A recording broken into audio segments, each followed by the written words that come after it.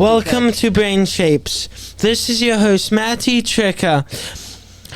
On this podcast, we will be discussing neurodiversity and what makes us different from the rest of the crowd. The thing is, no one truly knows what it's like besides the person who's living it. Hopefully, after you guys finish listening, you'll better understand how to manage that person's disadvantage. In life, no one is perfect, and the harsh reality is no one will ever be perfect. But that doesn't mean we can't have as many opportunities as everyone else. Everyone has got some challenges or disabilities or both. In this series, I will be interviewing multiple people with different challenges and disabilities. Exclusion isn't a thing. Inclusion is. You will learn more than you think. Without further ado, let's get started.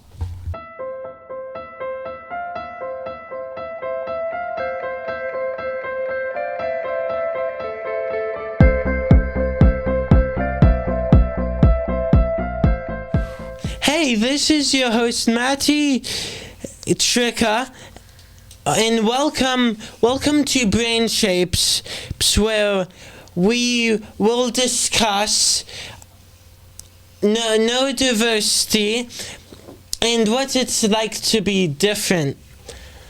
But keep in mind that in some ways it's good to be different. But you can't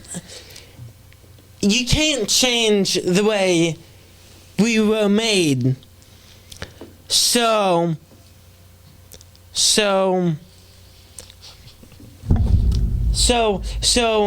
we appreciate you on our podcast. Welcome. Thank you for joining. And we appreciate you listeners out there for listening in. And yeah, without further ado, let's get started. So, Jordan, welcome. And thanks for having me. Yeah. So, if you don't mind, maybe we can just start by a little bio, right? So, awesome. My name is Jordan Christian LeVan. I run the blog called Fighting for My Voice, My Life with Verbal Apraxia, where I discuss my everyday life with verbal apraxia and what it's like to live with verbal apraxia. I am also the author of Jordan's World, a non-fictional children's book series that talks about my life growing up with verbal apraxia and the different difficulties that I had faced, but also how was I able to get to the other side of things, meaning how was I able to come to a place of self-love and self-acceptance within who I am.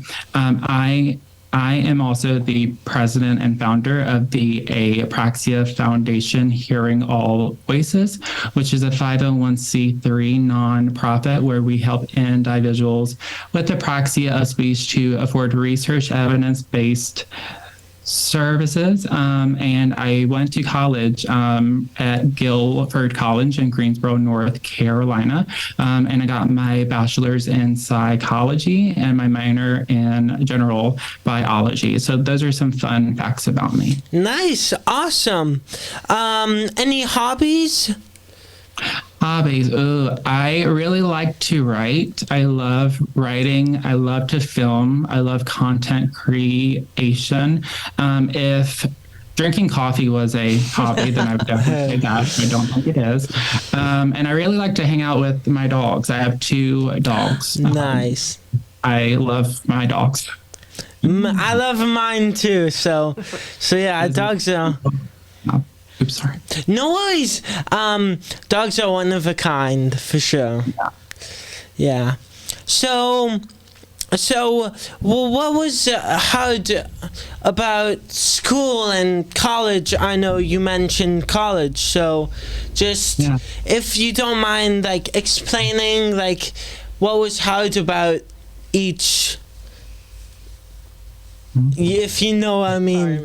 Yeah. So it is growing up in school. It was definitely challenging living with apraxia of speech and also being in the school system, because it is when you have apraxia of speech, it is my quote unquote severity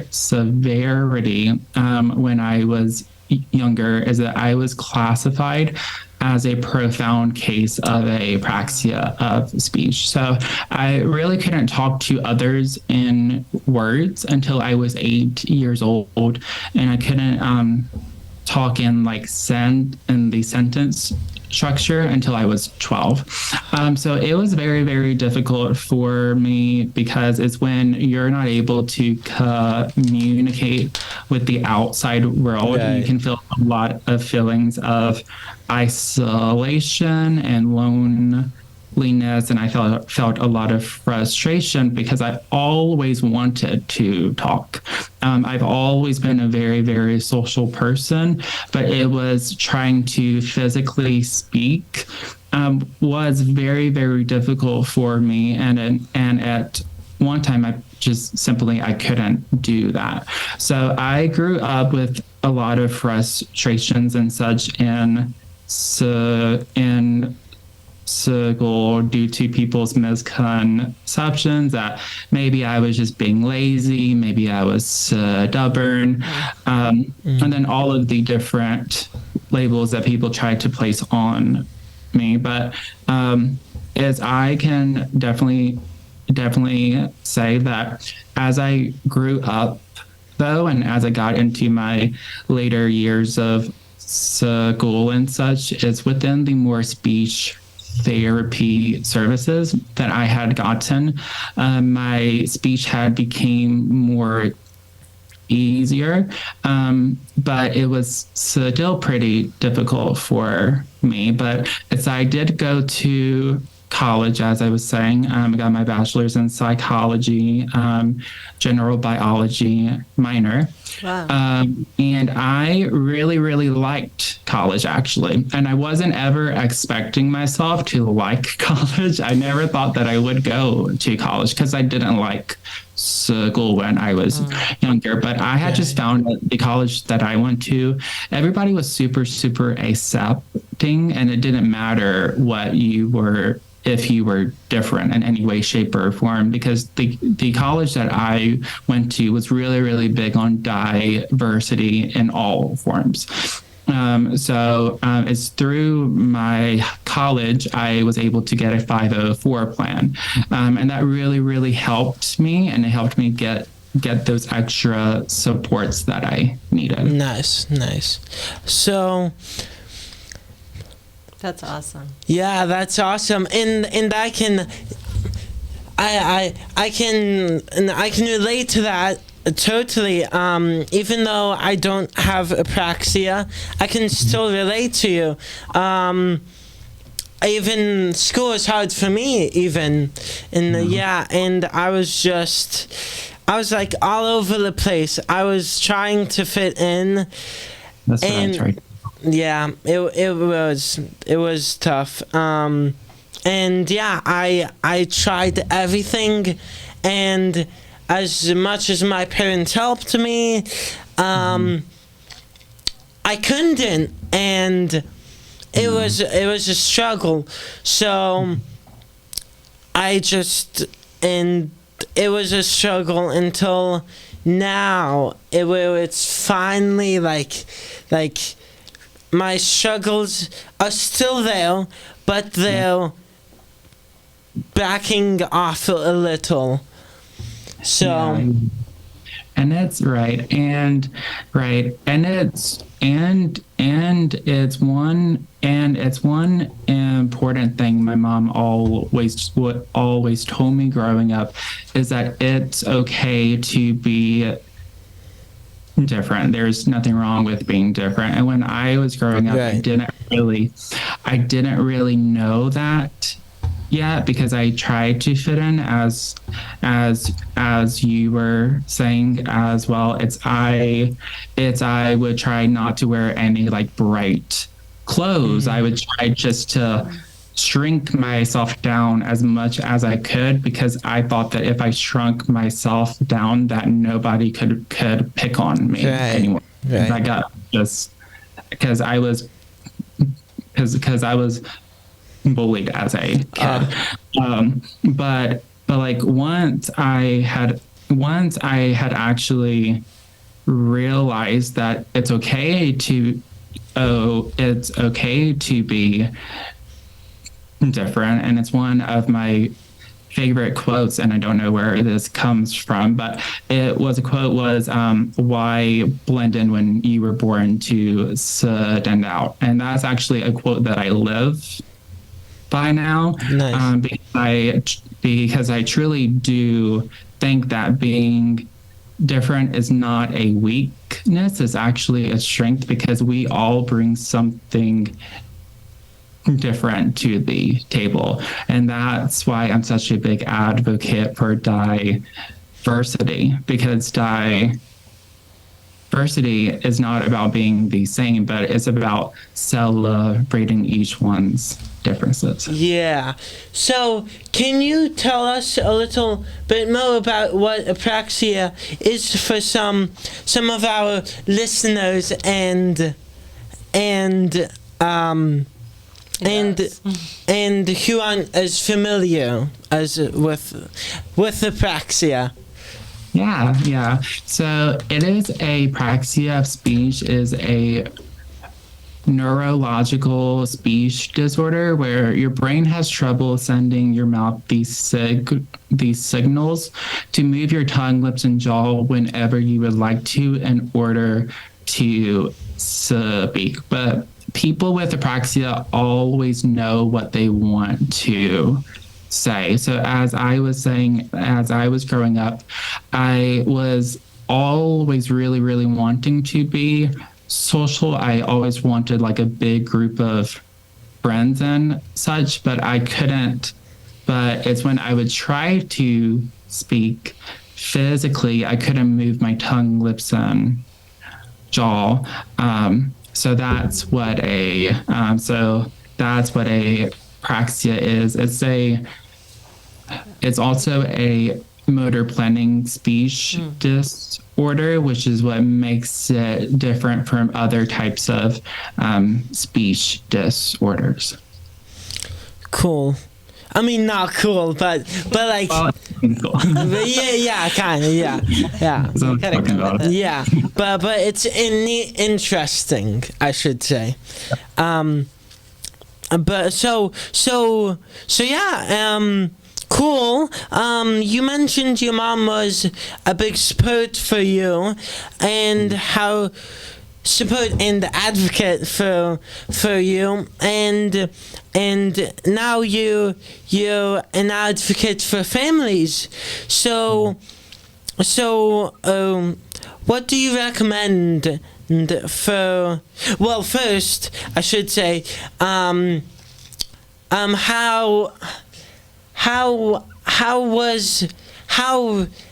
did you, if I may ask this, so since your mom was an advocate for you, how did she how did she What did she actually do? What did she do? Was it hard for him to get services and the help he needed?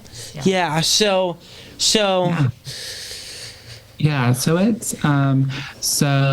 it's with my mom. She really advocated for not only for my IEPs, but also just for me as a kid. So she really advocated when it came to my chronic health issues, and she really advocated,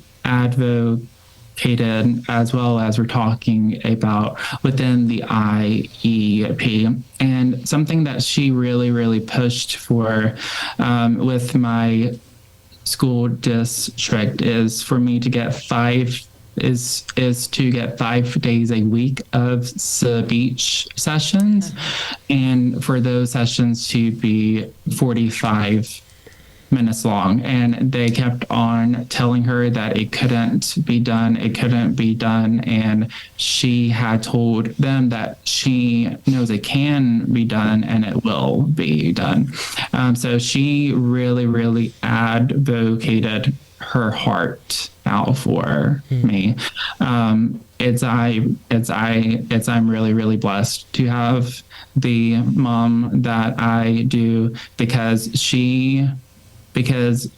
another way that she had advocated as well is that she would tell everyone that it's okay to be different, and that's why I'm such an advocate for it now as well, because I didn't know that growing up. I didn't know that it was okay to be different, as we were talking about. So she just really wanted the world to know that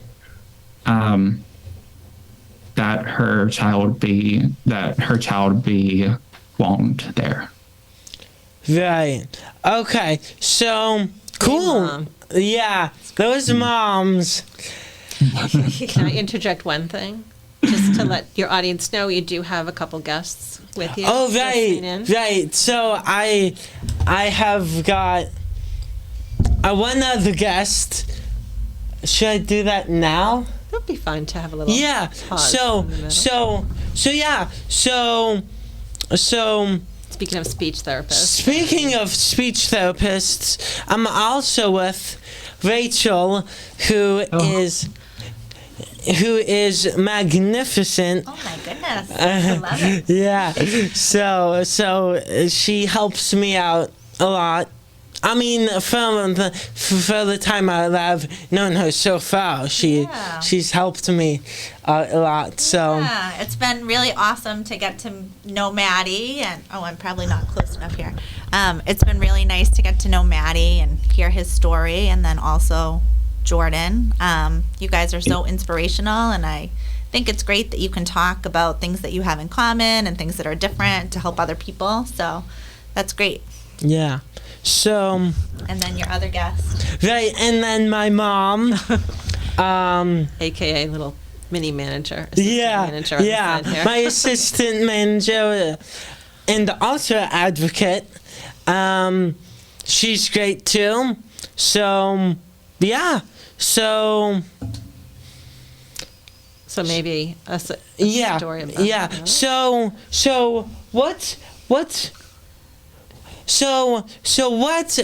does success, what is success, and what does it mean to you? Ooh, that's a really good question. I guess what success would mean to me is really by helping people and to be able to have an impact on a person's life. Even if that's just one person, I truly believe, at least for me, my life mission is to help people. Yeah. And I think that success can look in different forms for each and every person. So it's, for me personally, I believe that success is helping people, and just being able to make a difference in people's lives. Nice. Do you still have difficulty with apraxia, and how do you handle these challenges now as an adult? Yeah, so I do have difficulties with apraxia, because it is with apraxia, it is a lifelong speech disorder, but how it kind of works is that it represents itself differently across the lifespan for a multitude of reasons. So it is with me, as I've been very, very fortunate to be able to attend 10 plus years of speech therapy, and I had the proper treatment for apraxia, which is a motor planning approach. But it is, when it comes to apraxia, it is when I was growing up, they really focused on my childhood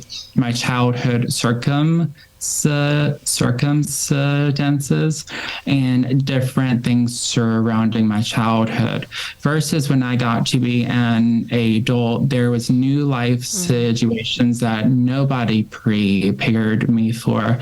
And as for people with apraxia, it is for every word we say, or at least this is the truth for me, since I was a profound case of apraxia. It is for every word I would have to repeat it over and over and over until the motor planning component of my brain had that word, or had that sentence, or had that sound packed down. So it is when I got into being an adult, there was, of course, as I was saying, there was new life situations. Like I got in a job, I went to college, I started to go through drive-throughs and such. I had begun to talk on the phone, and these are things that, most people wouldn't really think that much of, but it is for me. I couldn't talk over the phone until I was around 16 or 18. It was really difficult too. Yeah. It is the same thing goes for, going through a drive-through. I couldn't physically speak in a drive-through until I was around 20. And I would try to, but nothing would come out. And it felt like I was, the same child who couldn't speak. So they represent themselves differently across the lifespan, but also as well, it's really different within your everyday to-day life. Like my speech is more easier now because I'm able to look into the camera that I'm looking into, and I'm watching my tongue, lips, and jaw, and I'm making sure that I'm really focusing to be able to pronunciate my words. But if I was not doing this, or if I was in just an everyday life situation, my speech difficulties would represent themselves differently. So yes, but how I do handle these struggles as they come is that I'm really cautious now, or I don't think I mean the word cautious. I'm very, very self-aware now to be patient with myself and to not rush my speaking, because something my SLP told me when I went back to speech therapy, because I went back whenever I was 20 through 23 years old. And something that he had told me is that he didn't want me to compare my speech to anyone else's. Even if I was in a conversation with another person, I don't have to match that person's rate of speech. I don't need to feel that pressure to talk at the same speed or to get my words, quote unquote clear, because what matters the most is that I'm comfortable and that I'm confident within my voice. And that really, really helped. That really, really helped me. So I just make sure that I'm patient with myself, and that when I do have these speech difficulties in my everyday to-day life, something that I also make sure of is that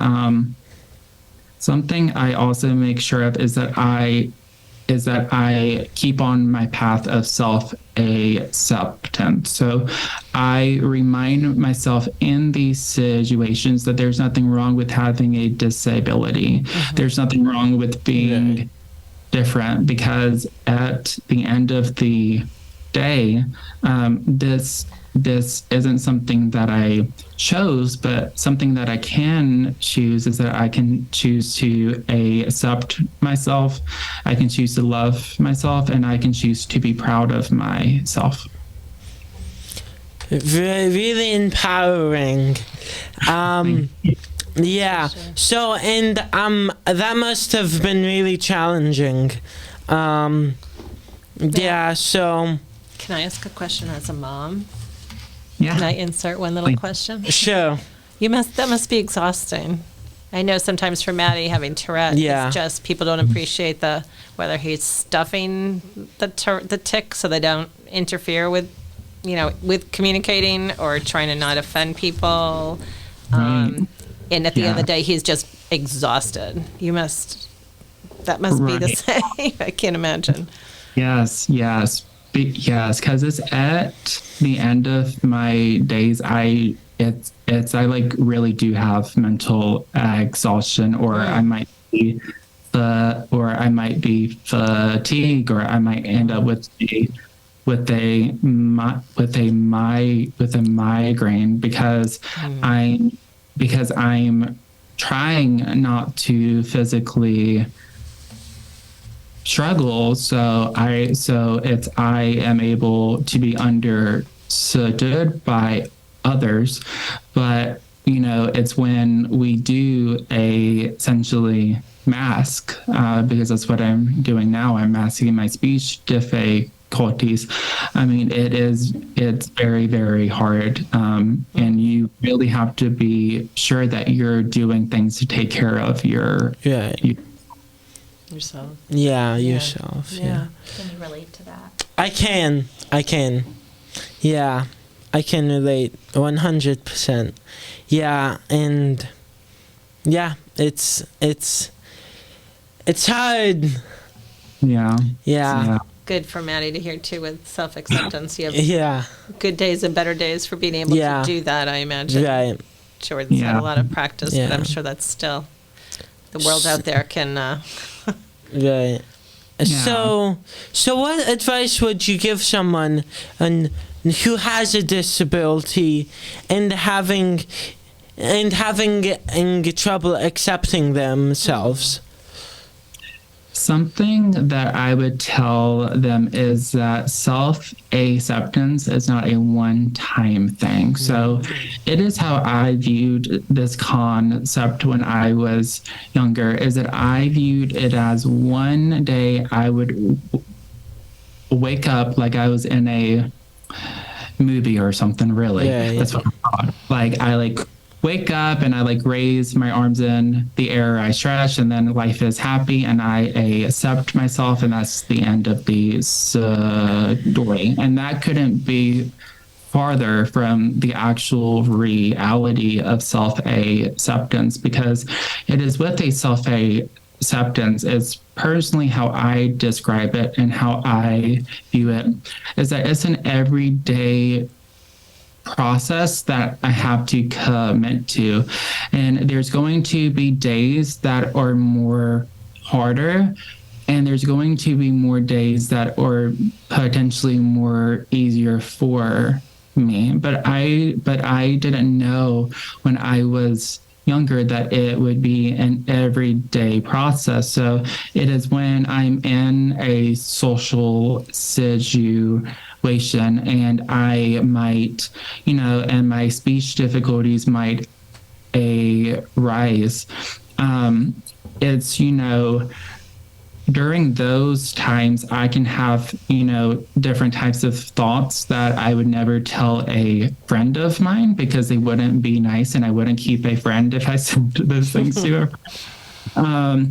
And those can show and those can show up, but something that a person told me once is it is to accept something doesn't mean you have to like it right away. Mm-hmm. And at one point, that's where I was with my apraxia. I didn't like having apraxia. I didn't like, having speech difficulties. I really, really strongly disliked it at one point.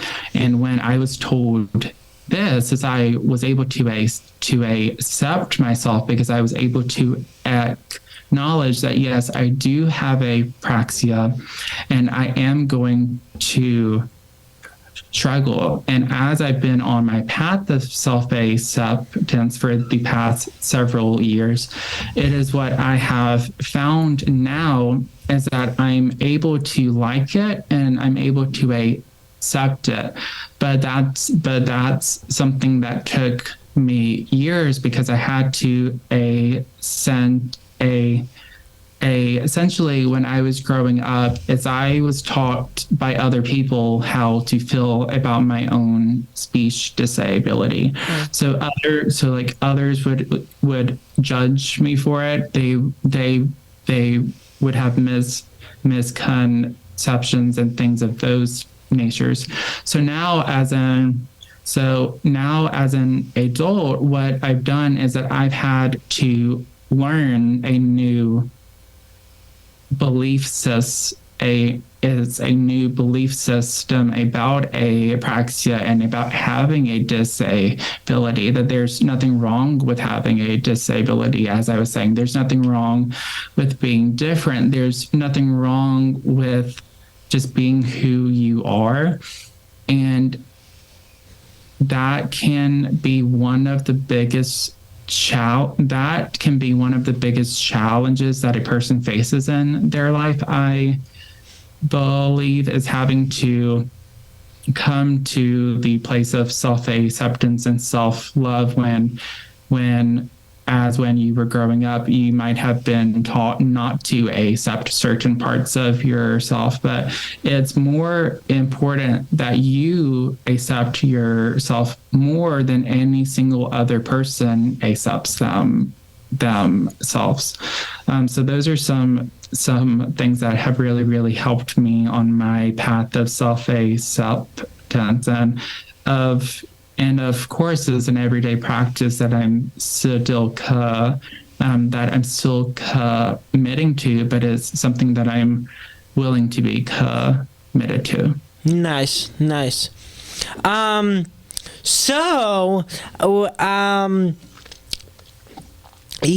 You have got some. I hear that you've got some exciting news. About an upcoming event, which is a book tour in April, for your children's, for your nonfiction children's book trilogy. So can you tell us a little bit about that? Yeah.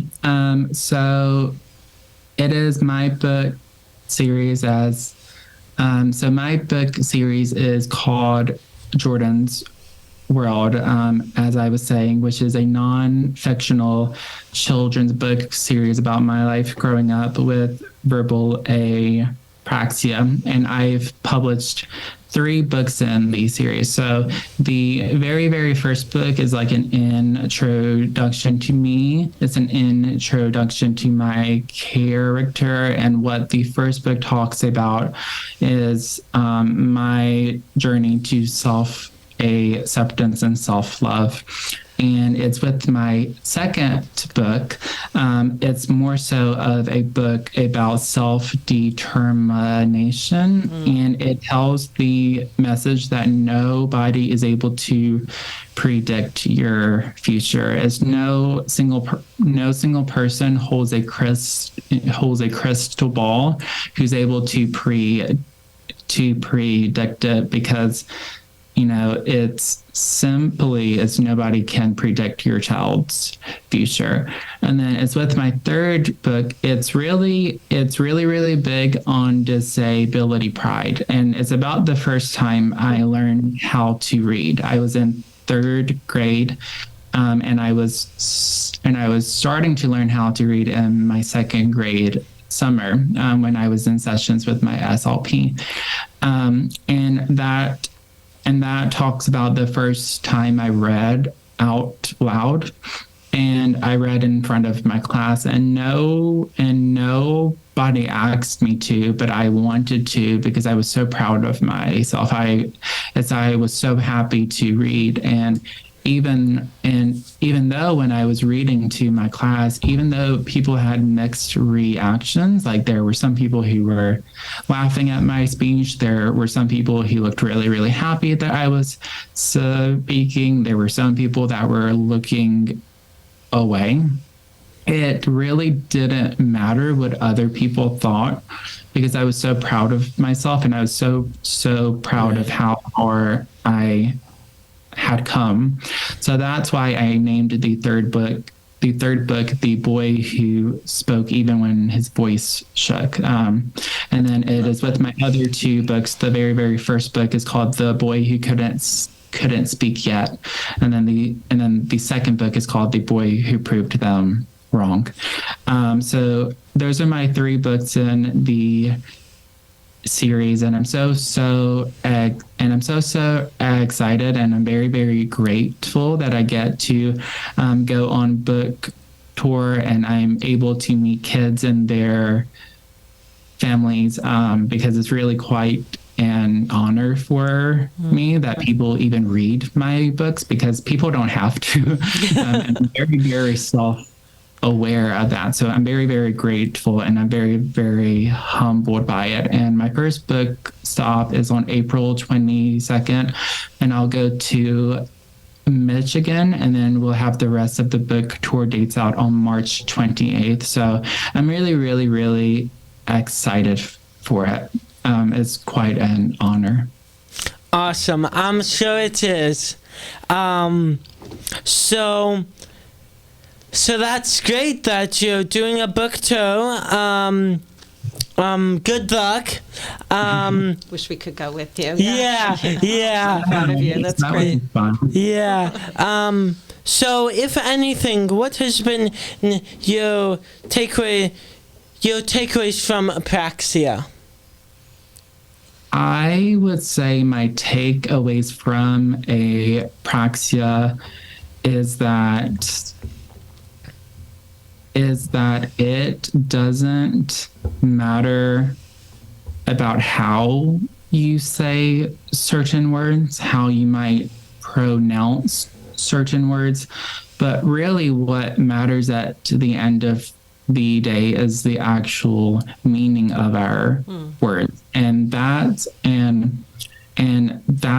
why I advocate for an inclusion, because when I was growing up, exclusion made me feel like being who I was simply wasn't enough,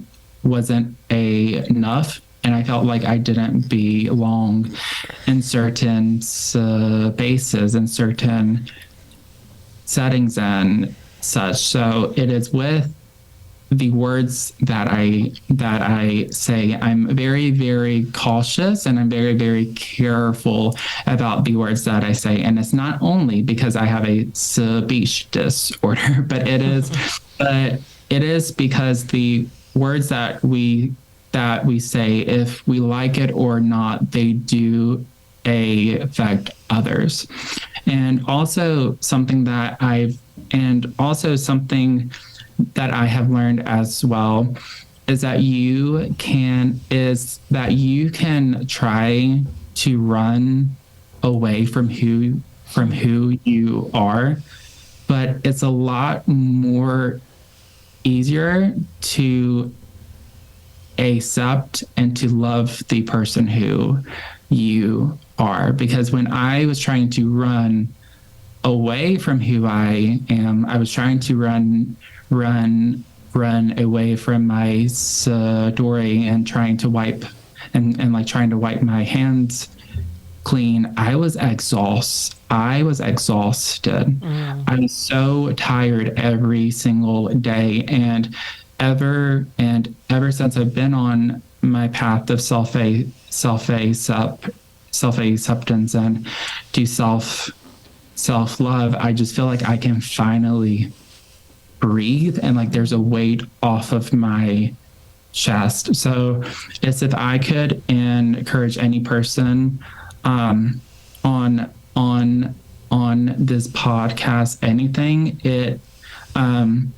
it would be to not run away from the person that you are, to accept who accept who you are, love who you are, and also be proud of who you are, because it's as we were talking about in this interview, there's nothing wrong with being different in any way, shape or form. And I personally, I don't care what makes a person different. It is what matters the most to me, is that people are happy about who they are, because that's more important than anybody's opinion.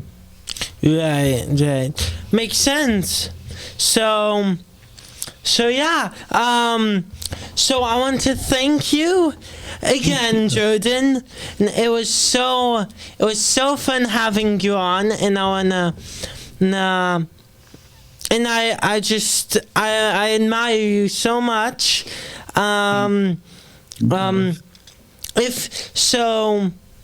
So thank you. If any of you want to learn more about Jordan's life, you can go to his website, or check out his Facebook account.